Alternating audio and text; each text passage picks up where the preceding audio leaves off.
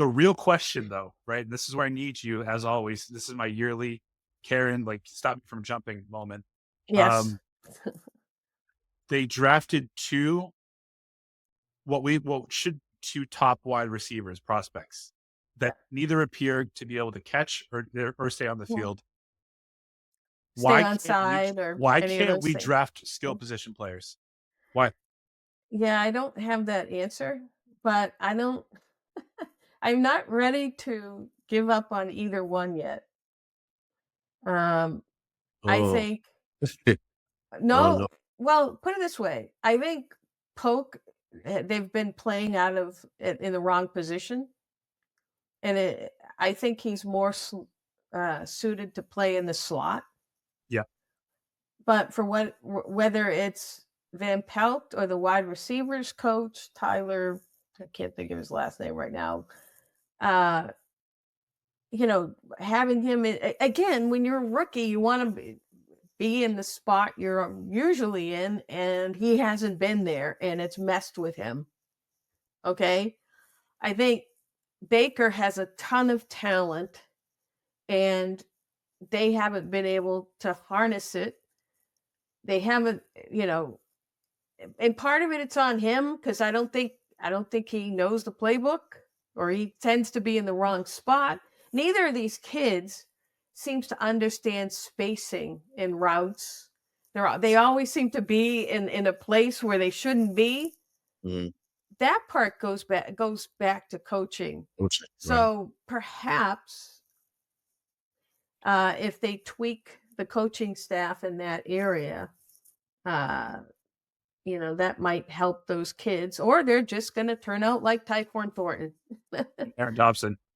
Right, Yeah, but that's the thing, though. It's been the last quarter of a century. It's been like that. yeah, We can't even say that it's been. I mean, from the Bethel Johnsons to Chad Jackson's, like Chad Jackson at the top, like that. Oof, that was brutal. yeah, Um, it's terrible. You know, Aaron Dobson, like you name it, like it's just it's never like you remember it was yeah. certain moments the guys had, but Mm. they cannot get that right, Wh- and it's wild because like a team like Pittsburgh in the Tomlin era, they just spit out wide receivers. I Like, it know just it. I would like no. steal someone from that organization to Yeah, yeah, Yes. just for no, to- please, but please. here's the thing. So Belichick left, but the people who scout didn't leave. Right. And Right. okay, and Elliot was in there, Matt Groh was in there, Mhm, their mhm. scouts were still in there, and while Belichick had the final say on the Tyquan Thorntons of the world, or whoever, N'Keal Harry especially, Over DK Metcalf. and And supposedly AJ Brown. supposedly this group didn't want him to take N'Keal Harry. But I have to believe some of these other people that they've taken in the second, third, second round, third round, again, these are the same people doing the evaluating and picking. So, yes, so I'm glad you brought that up because, another, point of emphasis that Mike and I have talked about throughout the season. Um, I didn't believe this was year one of the rebuild. Mike says this is year one of the rebuild because it's like, oh, Brady's fully gone, Belichick's gone. But you just helped make my point. There's still too many people that were part of Belichick's regime for it to be completely year one. When you still Yeah, have Matt Groh, you still have Elliot, you still have guys that were there, they still have his philosophies. You needed to clean right, house completely, in my opinion. right. And I think that's part of the reason why And there's the crafts weren't willing to do that because yeah, Why? that's why they, them? you know, so I think they thought if these people got out from under Bill's Chad. control, Mhm. yeah, that, perhaps that they would grow on their own, or they would, evolve into being good people, having, learn from him, but not having to have him dictate, you know, Yeah. picks and things like that after Bill makes a phone call to one of his buddies in college football and decides to, you know, go over the head of, his head scouting's, whatever the report says, Bill's going to do his own thing. Well, I know Elliot has come in and put in a new system of how they scout. It's a whole new way of doing it, and maybe they just haven't totally adjusted to that. But guess what? You can't keep failing drafts. You Right. know, that's poison for any football team. These drafts are how teams improve and get better. Right. And you know, they just can't miss as much as they've been missing. Or again, the Crafts are going to have to step in and clean house. Yeah. I'm with option number 2, clean house. Yeah. Yeah. But they Gotcha. Well, haven't. But the other problem is, you know, because they didn't interview anyone.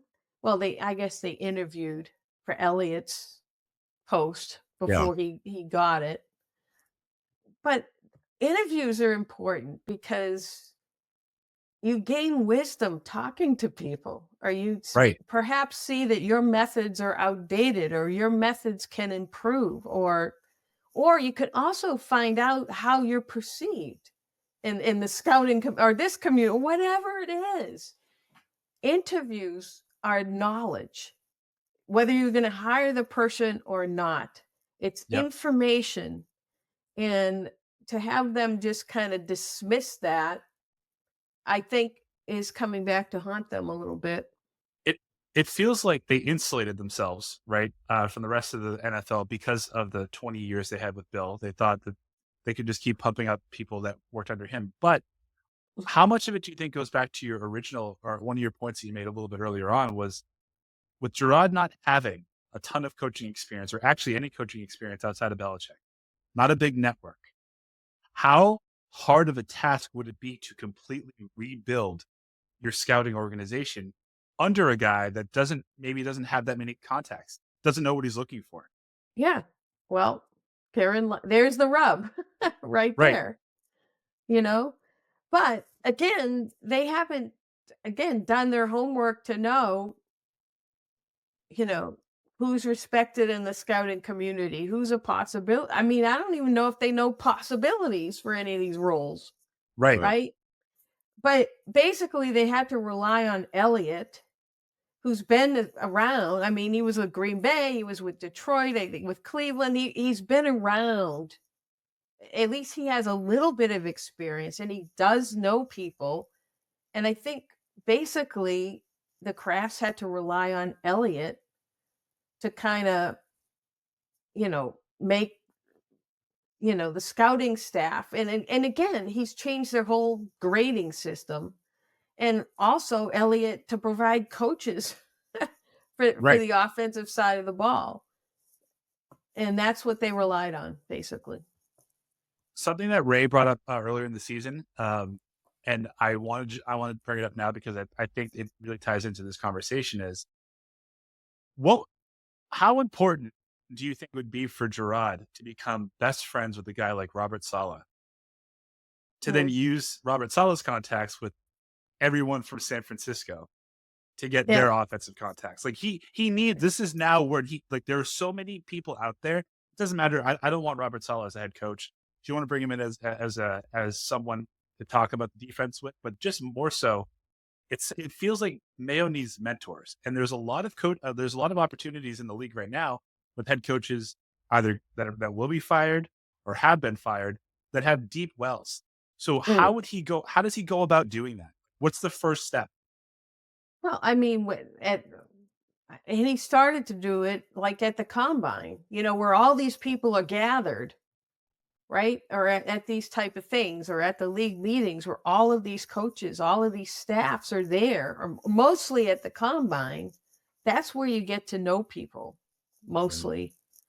Um, and he started to do that last year, but again, that's such a small Right. small sample size of people that he's just sort of getting inroads, and chatting with, talking about beliefs and whatnot, that Mhm. he's just starting to get that network, because he certainly doesn't have it right now.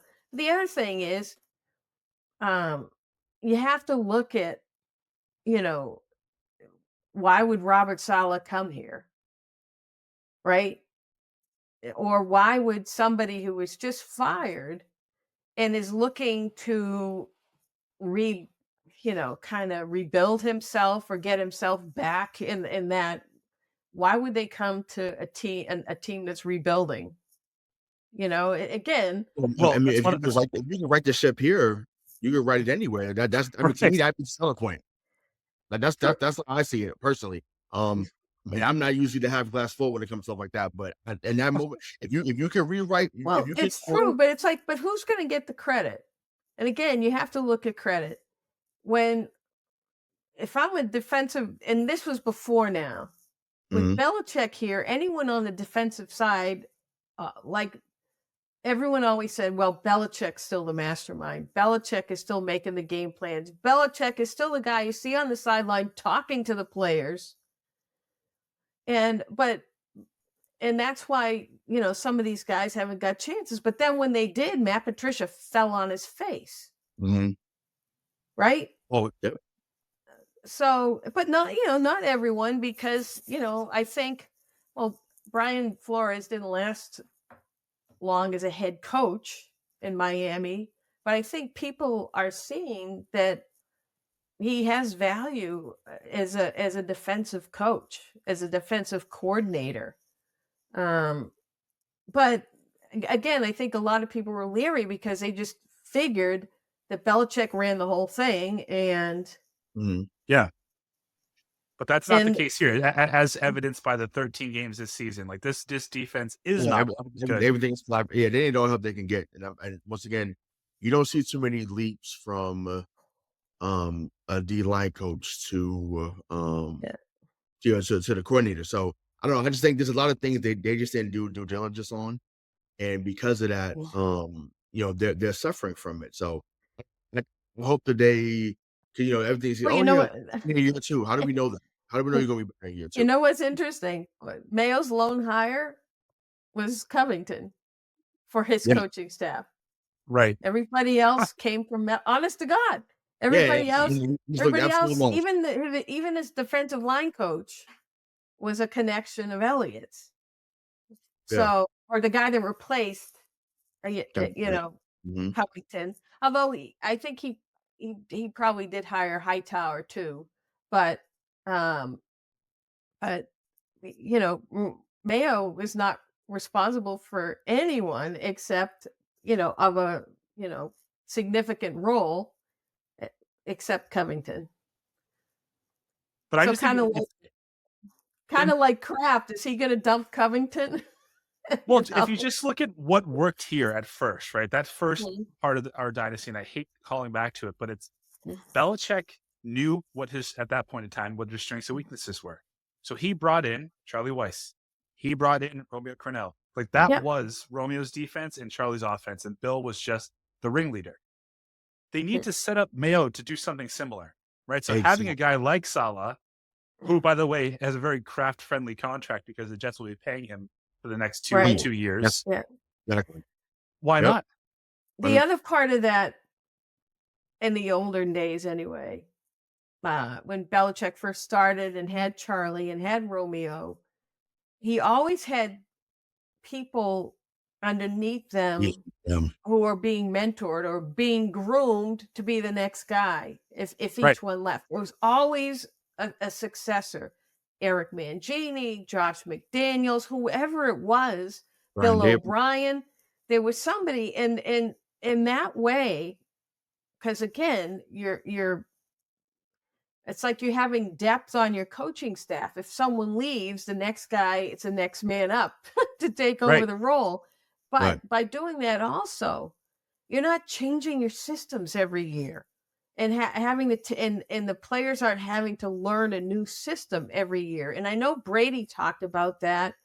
Yes, he lost Charlie, but the guy who replaced Charlie, was a student of that same offense.